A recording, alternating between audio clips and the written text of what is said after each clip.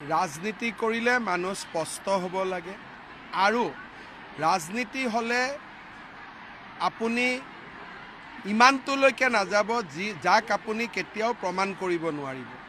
মই সদায় কৈ আছোঁ যে আমাৰ লগত যিয়ে সম্পত্তি থাকিব আমি ইলেকশ্যনৰ এফিডেভিটত দিওঁ। সকলোৱে দেখাই পাই থাকে, 21 চনৰ এফিডেভিটো আছে, তাৰ আগৰ 16 চনৰো আছে। এই যে এটা ভুৱা বাতৰি প্ৰচাৰ কৰি থাকে, মই তেওঁলোকক সুযোগ দিছোঁ যে আদালতত আহি আপোনালোকে প্ৰমাণ কৰি দিয়ক যে মোৰ ক'ত বেনামী সম্পত্তি আছে।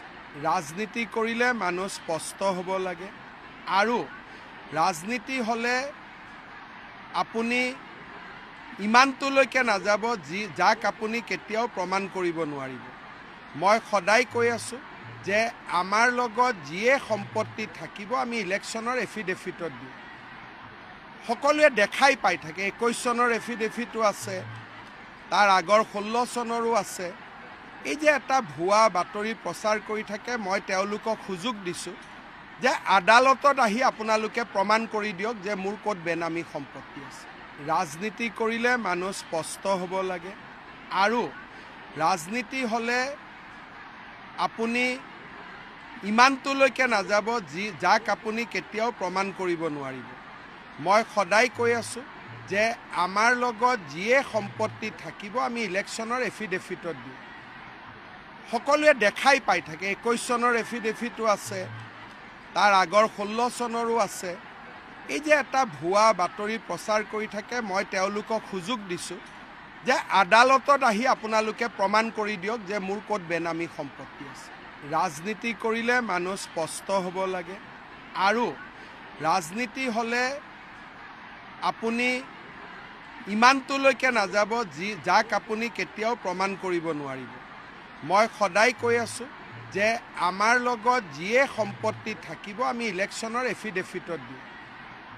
সকলোৱে দেখাই পাই থাকে, 21 চনৰ এফিডেভিটো আছে, তাৰ আগৰ 16 চনৰো আছে।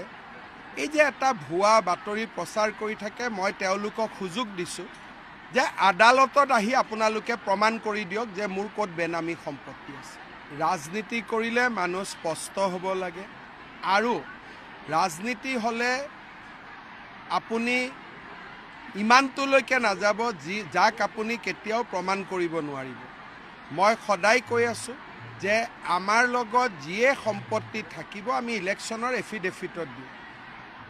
সকলোৱে দেখাই পাই থাকে, 21 চনৰ এফিডেভিটো আছে, তাৰ আগৰ 16 চনৰো আছে। এই যে এটা ভুৱা বাতৰি প্ৰচাৰ কৰি থাকে, মই তেওঁলোকক সুযোগ দিছোঁ যে আদালতত আহি আপোনালোকে প্ৰমাণ কৰি দিয়ক যে মোৰ ক'ত বেনামী সম্পত্তি আছে।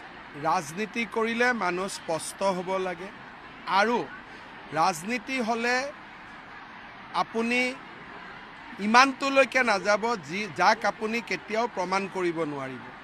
মই সদায় কৈ আছোঁ যে আমাৰ লগত যিয়ে সম্পত্তি থাকিব আমি ইলেকশ্যনৰ এফিডেভিটত দিওঁ। সকলোৱে দেখাই পাই থাকে, 21 চনৰ এফিডেভিটো আছে, তাৰ আগৰ 16 চনৰো আছে।